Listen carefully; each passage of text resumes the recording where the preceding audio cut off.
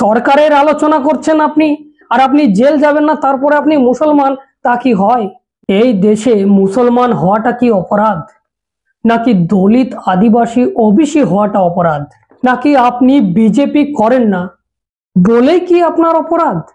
আর যদি আপনি মুসলমান হয়ে সরকারের সমালোচনা করেছেন, সরকারকে প্রশ্ন করেছেন, তাহলে আপনার জেলও হতে পারে। এমনই ঘটনা ঘটেছে হরিয়ানার একটা বিশ্ববিদ্যালয়ে।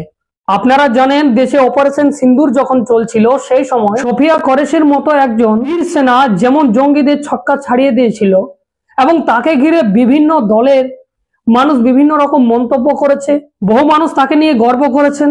এবং তার মধ্যেই হরিয়ানার অশোকা বিশ্ববিদ্যালয়ের প্রফেসর আলী খান মেহমুদাবাদ, তিনি সরকারের ওপর কিছু প্রশ্ন খাড়া করেন, এবং যাকে ঘিরে তাকে জেল পর্যন্ত যেতে হয়। এবং ওনার প্রশ্ন আপনারা শুনলে অবাক হয়ে যাবেন, যার ভিত্তিতে ওনাকে জেলে রাখা হয়েছে। সোফিয়া কোরেশির মতো একজন বীর সেনাকে অপমান করেছে বলে মানুষকে বোঝানো হচ্ছে এবং তাকে জেলবন্দি করা হয়েছে। সেই প্রশ্নগুলো কি ছিল?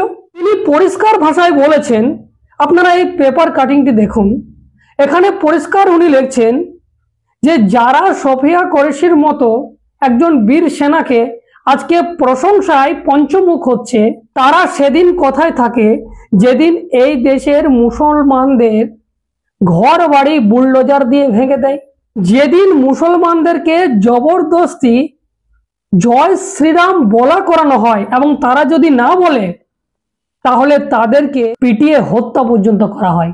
সেই সময় এই মানুষগুলো এই সমস্ত বিষয় নিয়ে তো আলোচনা করে না।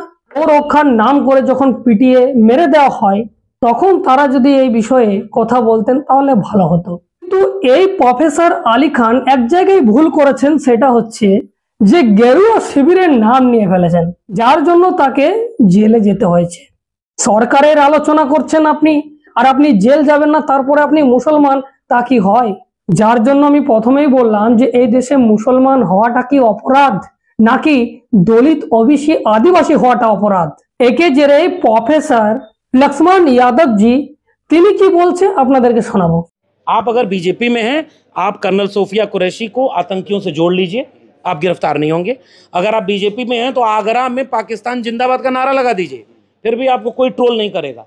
आप बीजेपी से हैं तो आपका विदेश मंत्री पहले ही वहाँ फ़ोन करके बता दे कि हमला करने वाले हैं, देख लेना अपना।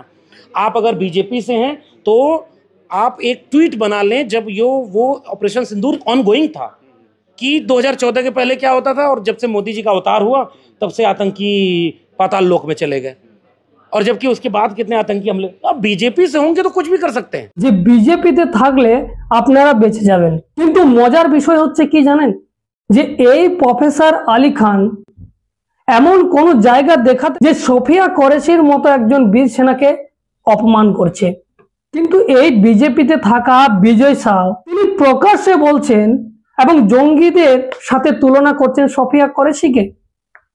কিন্তু তিনি আজকে জেলে নেই, যেহেতু তিনি বিজেপি করেন। একজন অপারেশন সিন্দুর চলাকালীন তিরঙ্গা যাত্রা বের করেছিলেন হরিয়ানায়, এবং সেখানে বাল মুকুন্দ আচার্য তিনি রাষ্ট্রীয় পতাকা, দেশের জাতীয় পতাকায় নাক মুছতে দেখা গেছে, তিনি অ্যারেস্ট হয়নি, তিনি বিজেপি করেন বলে। এই রাজ্যে বাংলার মধ্যে পাকিস্তানের পতাকা পোড়ানো হয়েছে, সেই পাকিস্তানের পতাকা পেল কোথায় শুভেন্দু অধিকারী, তার খোঁজ আজ পর্যন্ত কেউ করেনি। সেটা তো পরের ম্যাটার, কিন্তু তিনি প্রকাশ্যে হিন্দুস্তান মুর্দাবাদ, হিন্দুস্তান মুর্দাবাদ, হিন্দুস্তান মুর্দাবাদ বলে স্লোগান দিচ্ছে। हिंदुस्तान मुर्दाबाद, हिंदुस्तान मुर्दाबाद, हिंदुस्तान मुर्दाबाद, हिंदुस्तान मुर्दाबाद, हिंदुस्तान मुर्दाबाद। সেটা স্লিপ অফ টাঙ্কের জায়গায় ফেলে দিয়ে তাকে মাফ করে দেওয়া হচ্ছে। কিন্তু এটাই যদি কোনো মুসলমান হতো, আর এটা আমি বলছি বলে তাই নয়, আসানসোলের বুকে একটা ছোট্ট ভিডিও ক্লিপ যেখানে স্পষ্ট রূপে শোনা যাচ্ছে যে হিন্দুস্তান জিন্দাবাদ, সেখানে বিজেপির কিছু সমর্থককারী তারা দাবি করছে যে এখানে আসানসোলের বুকে পাকিস্তান জিন্দাবাদ স্লোগান লাগানো হচ্ছে।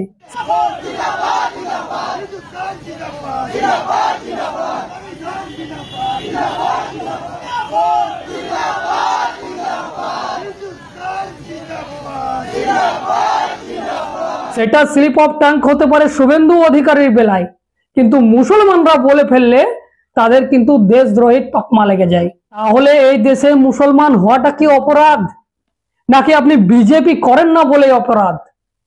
প্রশ্ন মানুষ লাগাতার করছে। মনে হয় এই সমস্ত বিষয়বস্তু দেখে? অবশ্যই কমেন্ট করে জানাবেন। যদি প্রথমবার দেখছেন, ফেসবুকে দেখে থাকলে ফলো করে নেবেন। ইউটিউবে গিয়ে সার্চ করুন দ্য লং প্রসেস, সেখানে সাবস্ক্রাইব করে রাখুন, কারণ আমি ধরনের কন্টেন্ট নিয়ে আসি। এখন এই পর্যন্তই, ধন্যবাদ।